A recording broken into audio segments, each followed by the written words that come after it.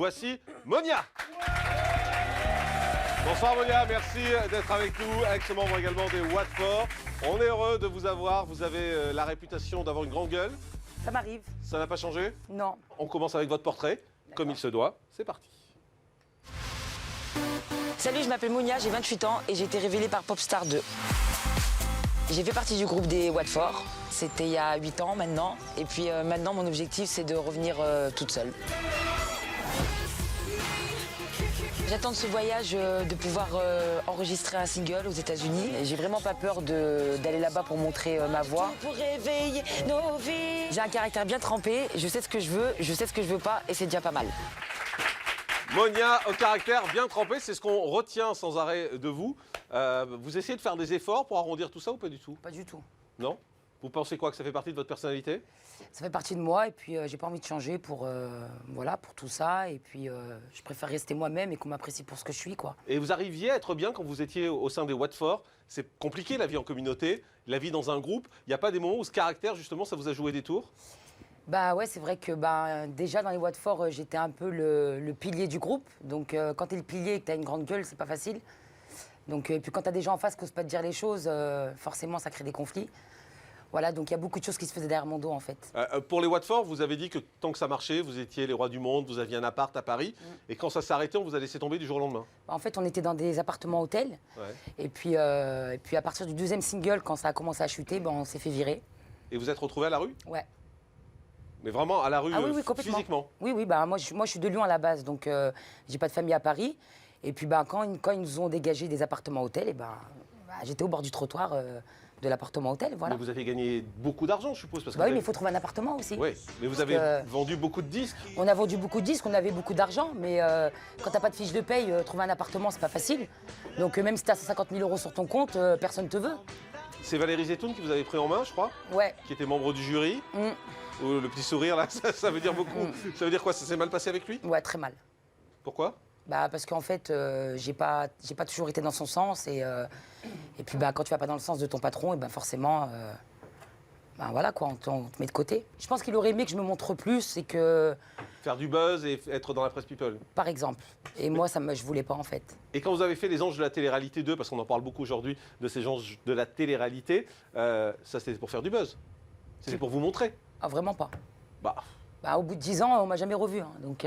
C'était pourquoi? Donc c'était vraiment pour essayer de réussir. Pour le côté professionnel. Autrement, j'aurais jamais accepté de faire Les Anges.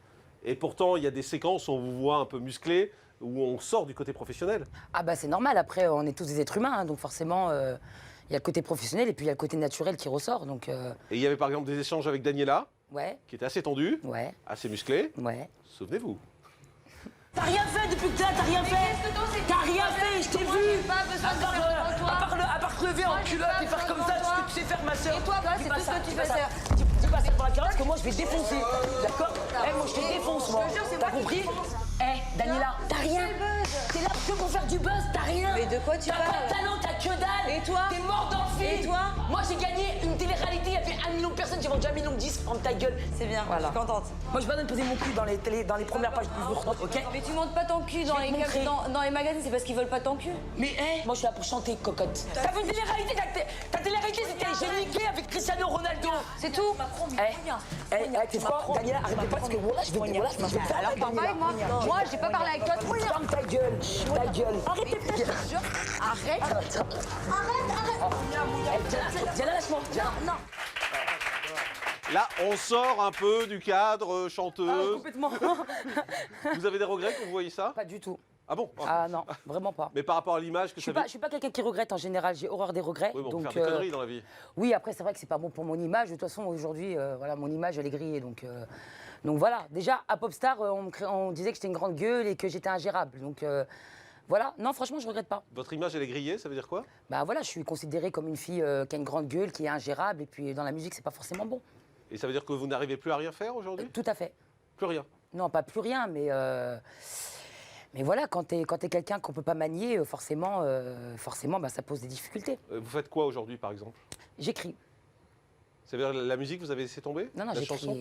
Vous écrivez des chansons? Bien sûr. Mais vous avez du mal à trouver une place, à trouver votre place? Complètement, bien sûr. Et qu'est-ce qu'on vous répond? On me répond pas. Ah oui, carrément. Ouais. C'est-à-dire que même le côté Watford et tout ça, Non, c'est plus une clé qui ouvre quoi que ce soit. Bah, je pense que si ça avait été une clé, ça l'aurait été déjà bien avant les anges. Donc non, voilà. Je crois que votre mère, Monia, disait elle a mangé la misère, ma fille. Ça veut dire quoi pour elle? Vous avez souffert? Oui, dans mon enfance, un petit peu, des histoires de famille, voilà. Et après pour la musique aussi?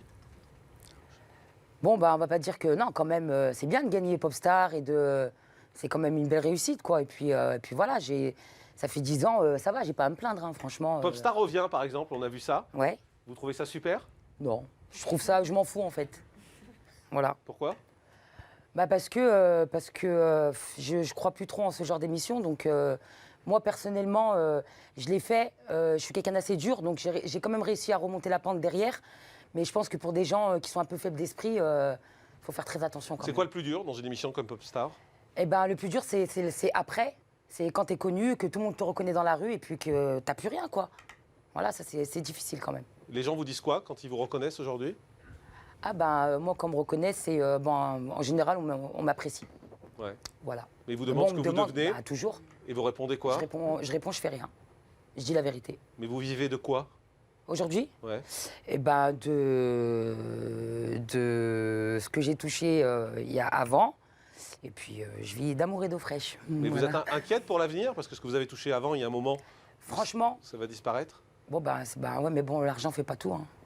Non, mais ça aide à vivre, il faut un minimum en tout cas. Bah oui, mais bon, on n'est pas obligé de toucher des millions pour vivre normalement. Mais vous quoi. faites des petits boulots, vous faites des petits trucs? Pas pour l'instant. Et vous y pensez?